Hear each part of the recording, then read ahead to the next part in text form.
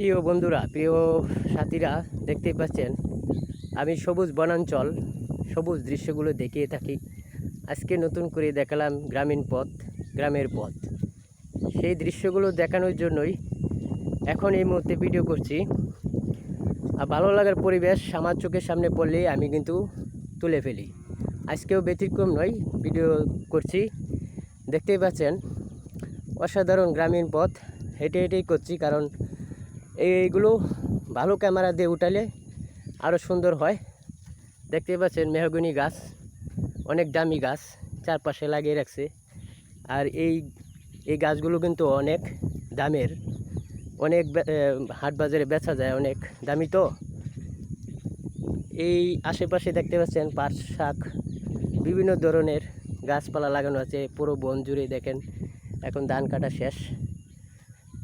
আর এই সবুজ প্রকৃতি, সবুজ গাছপালা, পাখির কলরব সব কিছুই আমার কাছে ভালো লাগে।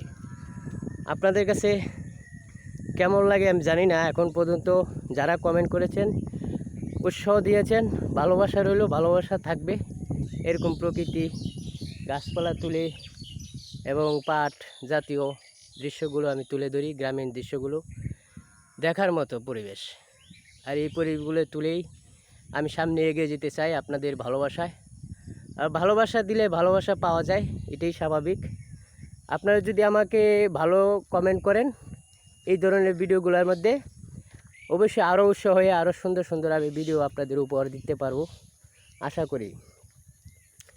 কিন্তু ওরকম কমেন্ট আসছে না, 10টা 20টা কমেন্ট আসে, কারণ আমার তো ওরকমভাবে ক্যামেরাম্যান নাই, নিজে নিজেই করি যতটুকু পারি। এই যে দেখছেন কলা গাছ, এখন কলা ধরে নাই, হয়তো কয়েকদিন পরে ধরবে। আর ঈদের আমেজটা এখনও মানুষের মনে লেগে আছে। আমি হয়তো শনিবারে আবার ঢাকায় ফিরছি।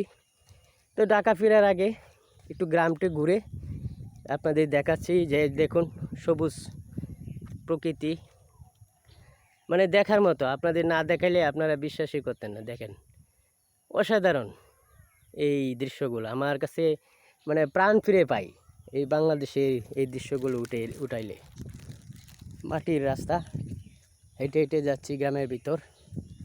মানে এসব যদি খালি পায়ে হাঁটা যায় না, খালি পায়ে হাঁটলে শরীর সুস্থ থাকে, ভালো থাকে।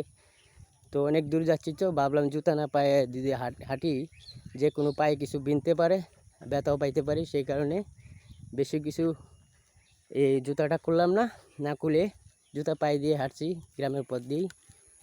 তো বন্ধুরা, এরকম গ্রামের পথ, গ্রামে ঘুরবেন আর গ্রামের পথগুলো তুলে ধরবেন, তাইলে অতি উচ্চ শহরের মানুষগুলো বুঝবে না একটু গ্রামে ঘোরা উচিত। সেটা হতে পারে টাকার বিনিময়ে, সেটা হতে পারে কোনো সফরে টাকা খরচ করে গ্রামীণ পথে ঘুরতে যাবে, এটাই স্বাভাবিক। যদি কারো এই ভিডিওটা ভালো লাগে, চোখে পড়ে, অবশ্যই শেয়ার কমেন্ট করে দিবেন। ভালো থাকবেন সবাই, আগামী প্রত্যয় রইল।